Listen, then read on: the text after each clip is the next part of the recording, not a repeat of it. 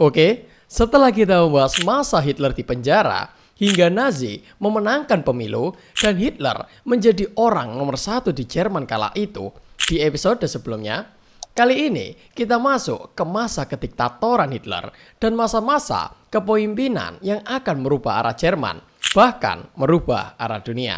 Apa aja sih yang dilakukan Hitler seusai mendapatkan kekuasaan? Dan bagaimana ia bisa berkuasa seenak jidatnya sendiri? Oh ya, buat kalian yang baru mampir ke channel ini, jangan lupa subscribe terlebih dahulu. Dan selamat datang di Indra Bercerita.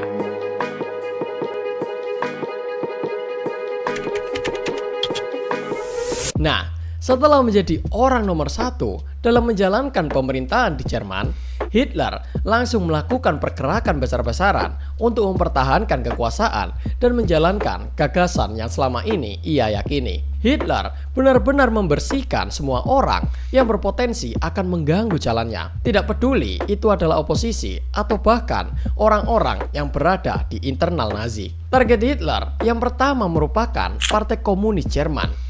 Ia langsung menangkap ribuan anggota partai tersebut, termasuk para pemimpin partai. Bahkan, Hitler tidak ragu untuk menggerebek kantor mereka, serta membungkam semua media yang dimiliki oleh Partai Komunis itu. Setelah itu, Hitler juga menargetkan Partai Sosial Demokrat. Dengan cara yang sama, mereka pun langsung dimasukkan ke kamp konsentrasi pertama, yakni Dachau, yang dibangun 22 Maret 1933. Seusai melahap partai kiri, target selanjutnya yakni partai-partai moderat. Padahal, awalnya partai-partai ini masih satu koalisi dengan Hitler. Partai-partai tersebut ada Partai Pusat Katolik, Partai Demokrat Jerman, dan Partai Nasional Rakyat Jerman. Akan tetapi, karena partai moderat, ya tahu sendirilah mereka lebih oportunis dari partai kiri. Sehingga, daripada bernasib sama seperti partai kiri, mereka banyak yang memilih untuk membubarkan diri daripada mempertahankan ideologi mereka. Setelah menyingkirkan semua partai yang berpotensi menghalangi jalannya, Hitler pun mendeklarasikan bahwa hanya ada satu partai di Jerman, yakni Partai Nazi, pada 14 Juli 1933. Selain menyingkirkan orang-orang di luar partai, Hitler juga menyingkirkan orang-orang di dalam partainya sendiri, yakni pemimpin sayap partai paramiliter SA yang dipimpin oleh teman lama Hitler, yaitu Ernst Röhm. Bagaimana tidak, kelompok paramiliter ini beranggotakan jutaan orang, yang mana melebihi tentara nasional Jerman sendiri. Belum lagi, para jenderal tentara Jerman sangat tidak menyukai SA dan Röhm, karena menurut mereka, SA hanyalah gerombolan para preman yang tidak disiplin dan ancaman terhadap tentara Jerman itu sendiri. Nah, karena desakan dari para pejabatnya yang membuat Hitler cukup overthinking, ia pun mengeksekusi teman lamanya tersebut pada 1 Juli 1934. Selain itu, Hitler juga masih memiliki dendam kepada musuh-musuh lamanya dan menangkap mereka semua untuk dieksekusi. Mereka yang saya maksud itu meliputi Gustav Ritter von Kahr yang pernah menggagalkan kudeta Hitler dan Gregor Strasser, tokoh Nazi yang pernah menjadi rival Hitler. Tak lama setelah itu, lebih tepatnya pada tanggal 2 Agustus 1934, Presiden Paul von Hindenburg meninggal dunia karena sakit parah dan memang sudah tua sih emang. Nah, karena secara konstitusi Jerman pada saat itu harus ada pemilihan presiden baru, namun Hitler malah masuk dan mengumumkan dekret menggabungkan jabatan kanselir dan presiden menjadi satu. Sehingga ia menyatakan dirinya sebagai Führer atau pemimpin dan kanselir. Bahkan Hitler di sini juga mewajibkan semua anggota tentara untuk mengucapkan sumpah setia bukan lagi untuk negara atau konstitusi, namun untuk Hitler itu sendiri sebagai individu. Wis, nanggene sak negara opo cari Hitler. Nah, setelah fix berkuasa total, Hitler baru memikirkan rakyatnya dengan membuat kebijakan ekonomi untuk pemulihan dari depresi besar, seperti yang kita bahas di episode sebelumnya. Di sini, Hitler membuat program pekerjaan umum berskala besar dengan membangun jalan tol nasional, mereklamasi lahan, membangun perumahan umum, saluran air, dan fasilitas militer. Melalui program-program ini, Nazi mengklaim bahwa mereka dapat mengatasi masalah pengangguran di Jerman, yang awalnya 6 juta orang menjadi 1 juta orang pada tahun 1936. dan pada tahun 1939 menjadi 0 pengangguran, alias tidak ada orang yang menganggur. Padahal yang sebenarnya terjadi, orang-orang tersebut banyak dipaksa untuk bekerja dalam kondisi yang keras dengan upah yang dikontrol.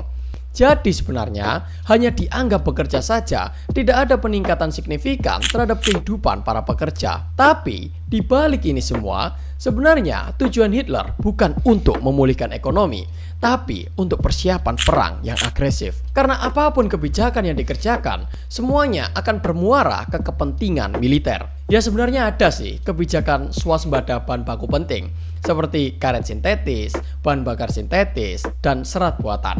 Namun tetap saja, kebijakan ini semata-mata agar Jerman tidak bergantung pada impor yang begitu rentan tidak terbackup ketika perang terjadi. Nah, untuk memperkuat cengkeramannya agar rakyat tidak ada yang berontak, pada Maret 1933, Hitler juga membentuk Kementerian Pencerahan Publik dan Propaganda yang dipimpin oleh Joseph Goebbels. Intinya, kementerian ini bertanggung jawab terhadap semua bentuk media dan ekspresi budaya di Jerman, seperti mengendalikan radio, surat kabar, film, teater, musik, seni rupa, literatur, dan bahkan olahraga mereka. Jadi, tidak ada celah sedikit pun untuk informasi lain yang bertentangan dengan ideologi Nazi. Semua media kala itu benar-benar memuja Adolf Hitler sebagai pemimpin mereka. Ya seperti yang dilakukan Kim Jong-un lah. Dan juga mempromosikan rasisme, terutama antisemitisme. Serta ini dilakukan berulang-ulang seperti sengaja mencuci otak rakyat Jerman. Bahkan yang paling terkenal dari pembungkaman setiap media ini ialah yang terjadi di tanggal 10 Mei 1933, yaitu pemerintah membakar buku secara massal di alun-alun kota besar di Jerman. Buku-buku itu meliputi buku-buku karya penulis Yahudi, liberal, dan komunis, serta siapa saja yang dianggap tidak Jerman. Seolah tidak puas mencengkeram rakyatnya dengan media, Hitler juga membubarkan semua organisasi dan menggantinya dengan komunitas rakyat agar bisa lebih terorganisir dan dapat mengawasi mereka dengan mudah. Organisasi-organisasi bentukan Hitler ini dikenal dengan komunitas rakyat seperti Pemuda Hitler dan Liga Gadis Jerman. Kedua organisasi itu diperuntukkan untuk doktrinisasi generasi muda agar mereka dapat loyal secara mutlak kepada Hitler dan mempersiapkan peran masa depan mereka. Selain itu, para pemuda dan pemudi itu juga dilatih untuk menjadi prajurit serta pekerja yang patuh dan siap berkorban demi Hitler. Lalu, untuk anak perempuannya dididik agar menjadi ibu dan pengasuh tradisional sehingga dapat mempertahankan ras Arya murni. Nah, selain organisasi pemuda, Hitler juga mengganti serikat buruh menjadi Front Buruh Jerman yang mengendalikan semua aspek kehidupan kerja seperti upah, jam kerja, dan kondisi kerja, serta mereka juga didoktrin bukan bekerja demi diri mereka, bukan juga demi perusahaan, tapi mereka bekerja demi bangsa dan negara. Anjay, demi bangsa dan negara dong. Serikat profesi lainnya juga dibuatkan organisasi oleh Hitler seperti asosiasi dokter, pengacara, guru, petani, dan bahkan klub olahraga serta hobi. Mereka semua harus menyelaraskan diri dengan ideologi Nazi. Pengorganisasian masyarakat sipil ini membuat rakyat Jerman tidak independen serta tidak ada lagi ruang untuk kelompok yang tidak dikendalikan oleh negara. Hitler tentu saja turut mengawasi dunia pendidikan, bahkan merombaknya total agar loyal dan patuh terhadap ideologi mereka. Seperti dalam buku The Third Reich in Power, Hitler melakukan pembersihan besar-besaran di kalangan guru dan dosen yang tidak loyal terhadap Hitler atau yang tidak beras Arya. Bahkan parahnya, di sekolah-sekolah ada pelajaran terkait biologi ras atau ilmu ras yang mengajarkan terkait keunggulan ras Arya dan kemunduran ras lainnya, terutama ras Yahudi. Nah, lebih parahnya lagi, Hitler juga berusaha untuk mengendalikan gereja-gereja di Jerman karena tentu saja apa yang dilakukan Hitler ini bertentangan dengan agama apapun. Sehingga Hitler melihat potensi pembelotan di dalam gereja. Hitler pun menekan pengaruh gereja dan membuat propaganda tentang mereka. Hitler melakukan penutupan besar-besaran terhadap sekolah keagamaan, penangkapan pastor dan pendeta yang menentang rezim Nazi, dan kampanye palsu yang menuduh orang-orang gereja melakukan kejahatan seks dan pelanggaran finansial, yang tentu saja membuat gereja jadi dipandang negatif oleh publik, serta mengatakan bahwa gereja adalah penghambat kemajuan dan tidak loyal terhadap negara. Oh iya, ini cari Hitler ya, ikut cari ya, Hitler. Sebenarnya Nazi di sini tidak sepenuhnya berhasil menghancurkan gereja. Ya karena ini menyangkut keimanan seseorang kan. Namun, ia berhasil mengurangi pengaruh gereja dan memisahkan banyak orang dari agama mereka. Bahkan, secara tidak langsung, Hitler ingin menggantikan agama dengan kultus negara dan loyalitas penuh terhadap Hitler. Wis kayak dewa, Cuk. Pengen mengkultuskan diri sendiri anjir. Nah, setelah semua rakyatnya dapat dicengkram dan loyal total terhadap Hitler, waktunya Hitler bergerak lebih jauh, yakni menantang negara-negara lain yang membuat Jerman jadi terpuruk. Langkah awal Hitler yakni keluar dari Liga Bangsa-Bangsa pada tanggal 14 Oktober 1933 dengan alasan bahwa Jerman tidak diperlakukan secara adil oleh LBB. Setelah itu, pada Maret 1935, Hitler mengumumkan penolakan terhadap pembatasan militer Jerman yang tertuang dalam perjanjian Versailles dan mengumumkan pembentukan kembali angkatan bersenjata Jerman. Setelah itu, Hitler memberlakukan remiliterisasi di wilayah Rhineland yang berbatasan langsung dengan Prancis dan Belgia. Sebenarnya wilayah ini sudah tertuang di dalam perjanjian Versailles yang mana Jerman tidak boleh menempatkan pasukan militernya di sana. Akan tetapi, langkah Hitler ini untuk menguji kesiapan perang negara lain, apakah ia akan menyerang Jerman jika Jerman melanggar perjanjian wilayah. Yang ternyata ketika itu, Prancis yang masih terjerat masalah ekonomi dan politik internal tidak mengambil tindakan tegas yang membuat Hitler semakin percaya diri bahwa kekuatan Barat saat ini sedang lemah sehingga tidak akan ada yang menghalangi langkahnya. Lalu Hitler lagi-lagi ingin menguji kekuatan militernya dengan ikut campur dalam perang saudara Spanyol, sekaligus ingin berkoalisi dengan Italia dan Spanyol jika berhasil menang. Nah, singkat cerita, bantuan Hitler ini begitu berguna bagi fasis Franco yang dapat menguasai Spanyol. Di sini, Hitler semakin percaya diri bisa melakukan serangan ke negara lain. Ia pun melancarkan serangan selanjutnya ke Austria dengan visi ingin menyatukan semua orang berbahasa Jerman di bawah kepemimpinannya. Hingga akhirnya, pasukan Jerman berhasil merebut Austria pada tanggal 12 Maret 1938. Dan reaksi internasional pada saat itu hanya secara verbal saja.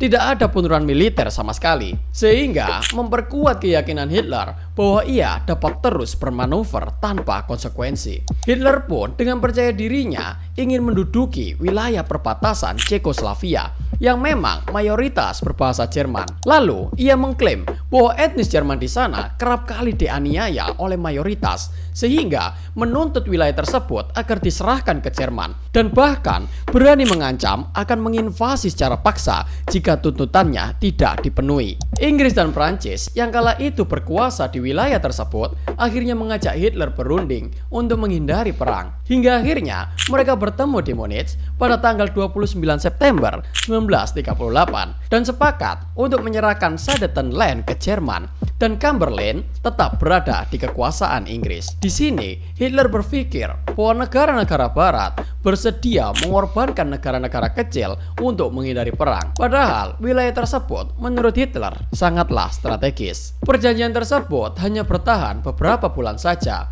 Sebab di tanggal 15 Maret 1939, Hitler melanggar janjinya dengan terus meluaskan invasi wilayah ke Bohemia dan Moravia yang membuat Inggris dan Prancis berpikir bahwa Hitler memanglah tidak bisa dipercaya dan memiliki ambisi yang tidak terbatas. Dari sini, Inggris dan Prancis pun menyadari bahwa Polandia akan menjadi target berikutnya. Dan benar saja, Hitler memang tengah mempersiapkan diri untuk menginvasi Polandia. Oleh sebab itu, ia membuat kesepakatan dulu dengan Uni Soviet. Memang ini cukup mengejutkan karena Jerman dan Soviet merupakan musuh bebuyutan secara ideologi. Mereka pun menandatangani Fakta Molotov-Ribbentrop pada 23 Agustus 1939 yang berisi 4 hal. Yang pertama, kedua belah pihak tidak saling menyerang dalam perang atau konflik. Yang kedua, jika salah satu pihak terlibat perang antara negara ketiga, maka pihak lain akan tetap netral. Yang ketiga, kedua belah pihak sepakat untuk saling berkonsultasi terkait kepentingan bersama. Yang keempat,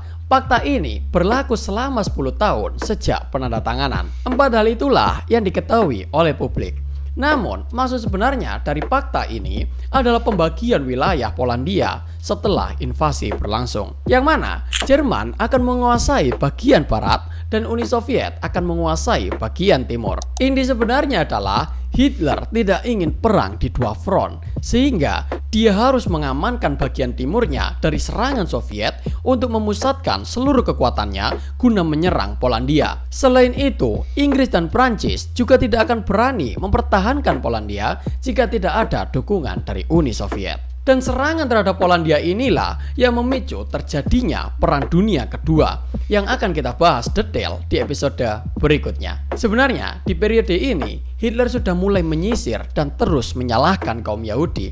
Akan tetapi puncaknya terjadi di periode setelah ini.